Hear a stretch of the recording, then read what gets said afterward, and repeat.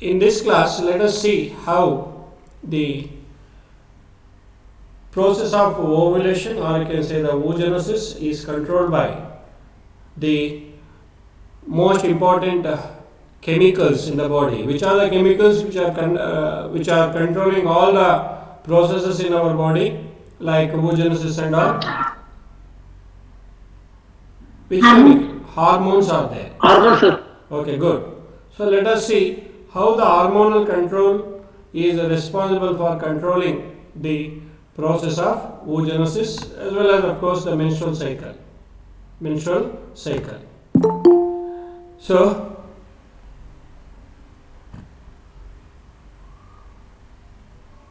you can see here.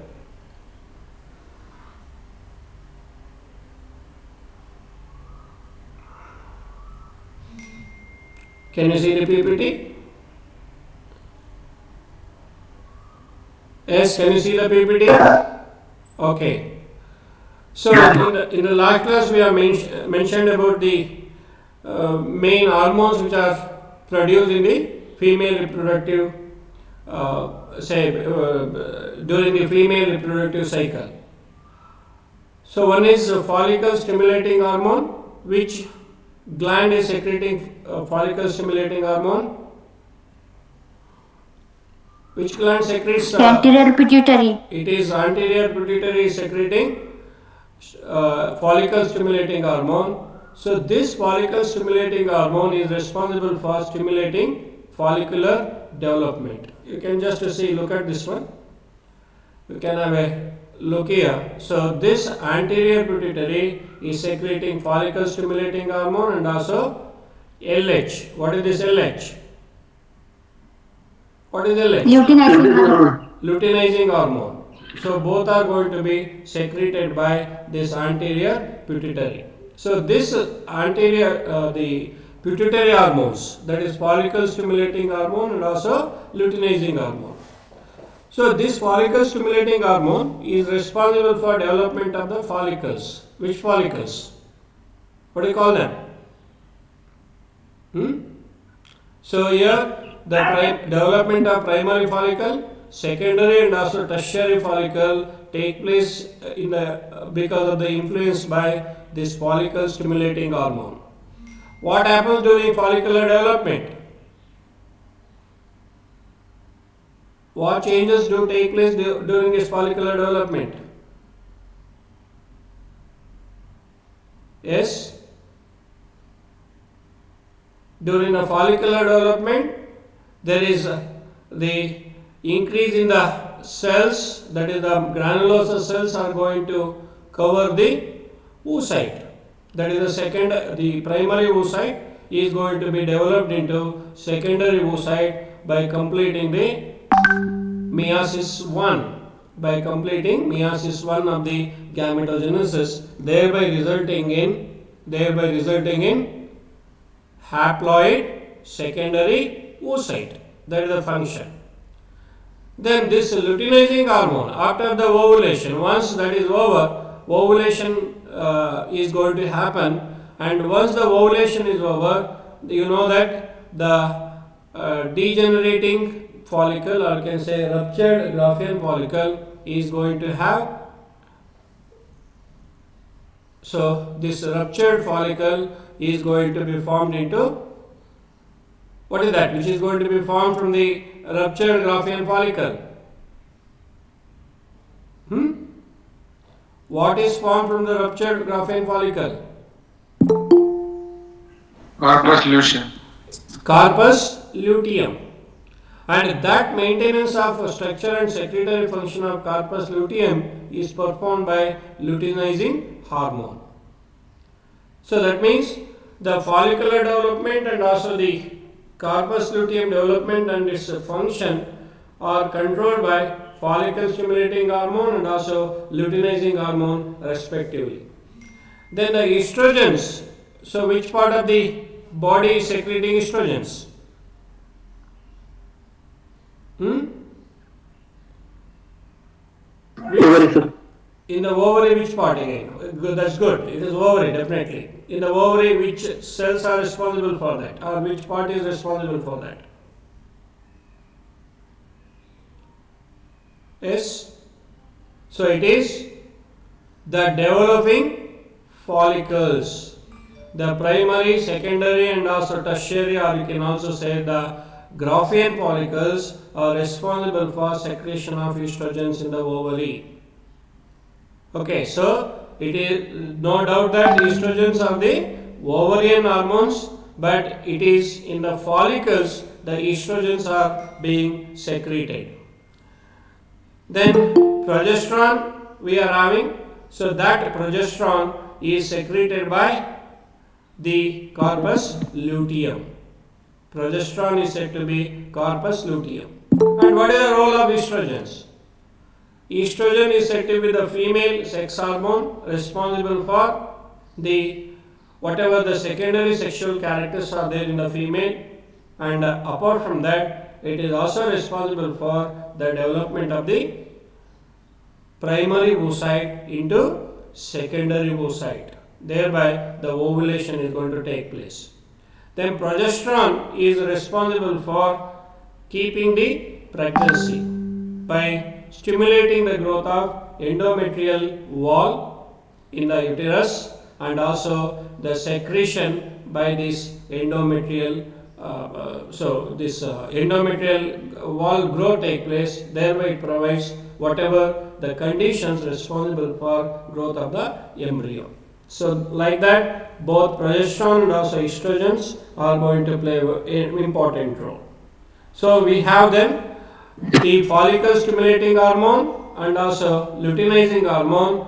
Both are the pituitary hormones controlling the follicular development. You can see here the primary follicle into Graafian follicle by follicle stimulating hormone mainly.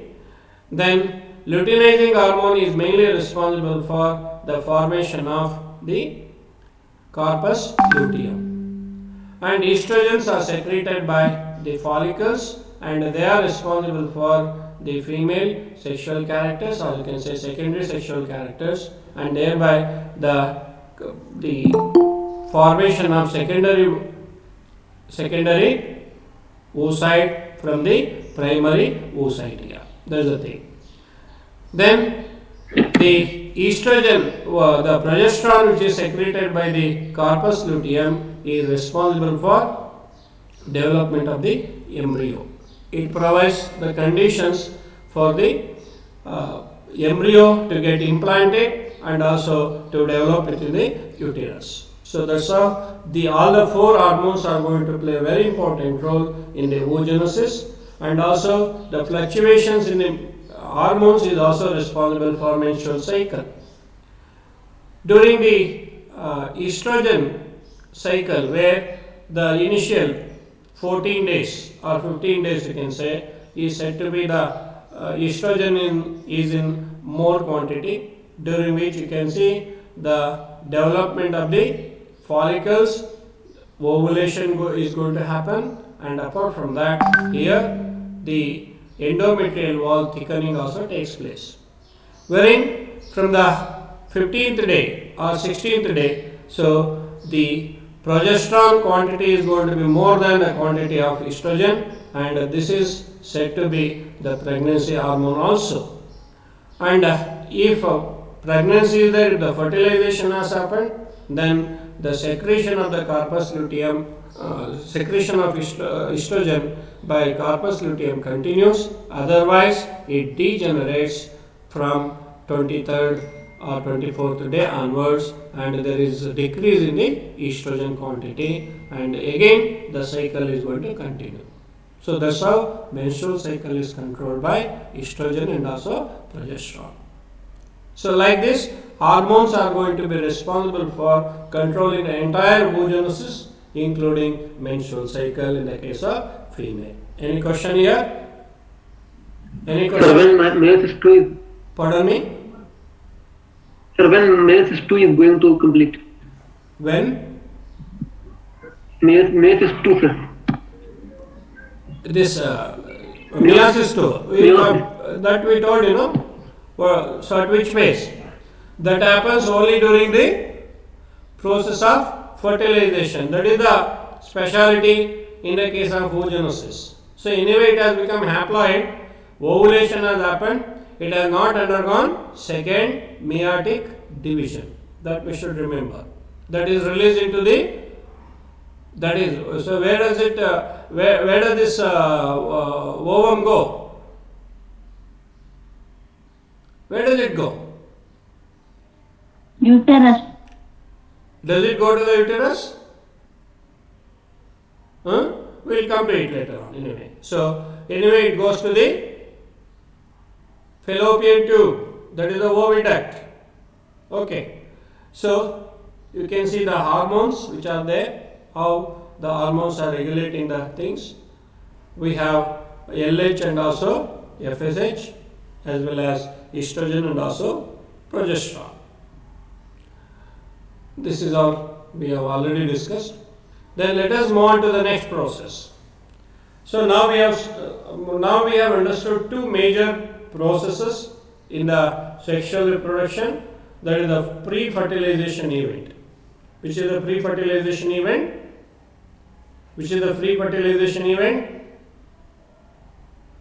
That is gametogenesis. Gametogenesis. Gametogenesis. So in that we have seen both spermatogenesis as well as oogenesis.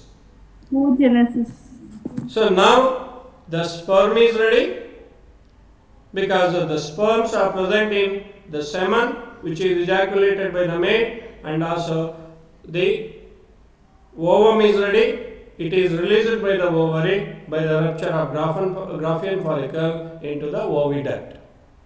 So we have seen the different parts of the oviduct. Which are the parts in the oviduct?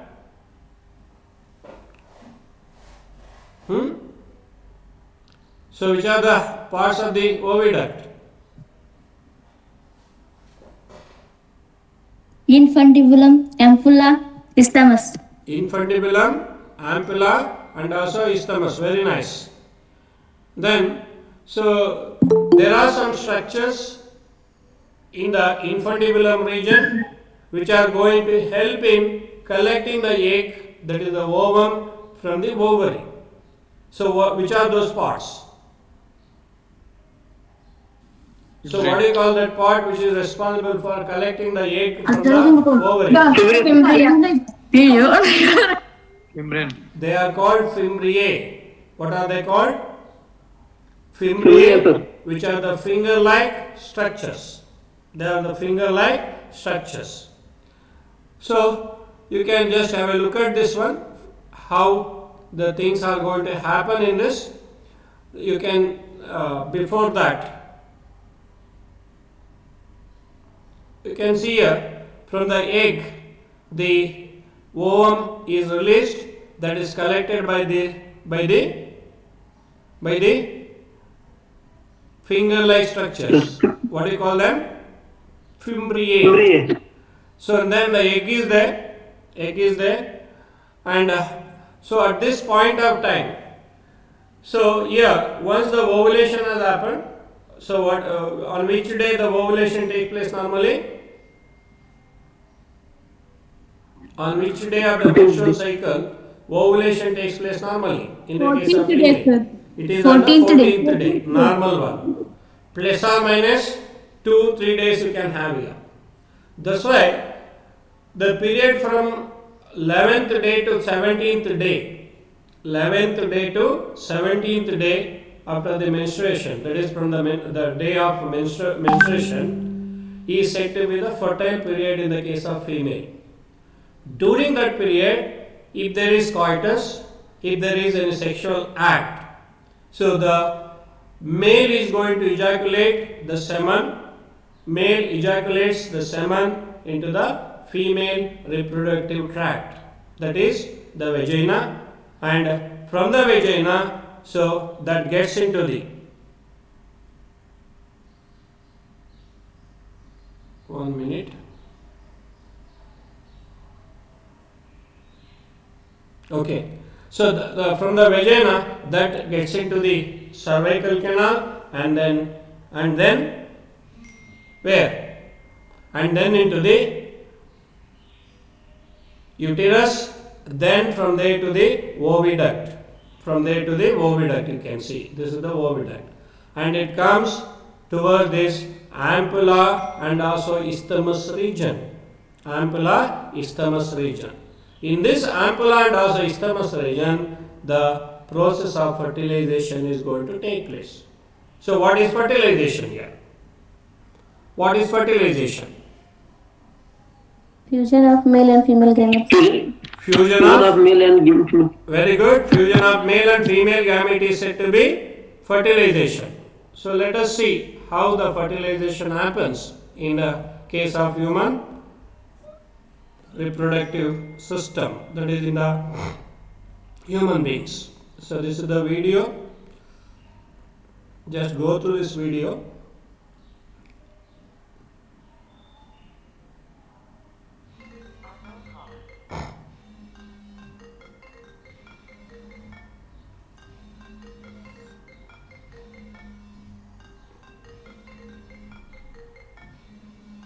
Can you hear the sound? 1 minute. Yeah. Fertilization is the epic story of a single sperm facing incredible odds to unite with an egg and form a new human life. It is the story of all of us.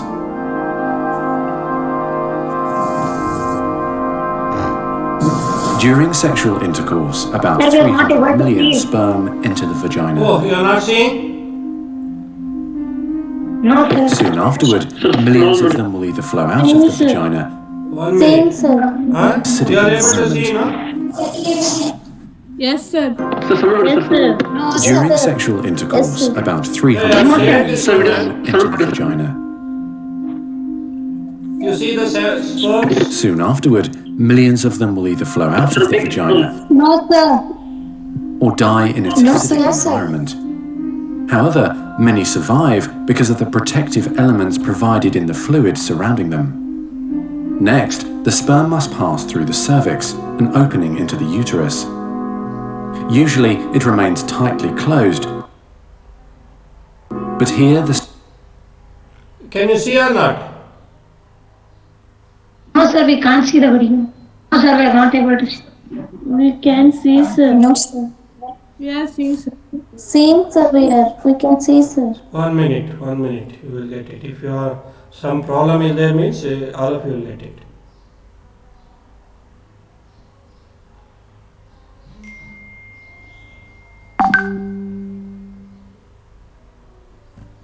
Now you can see, I think. Now I am sharing the screen again. If any problem is there, you please tell me.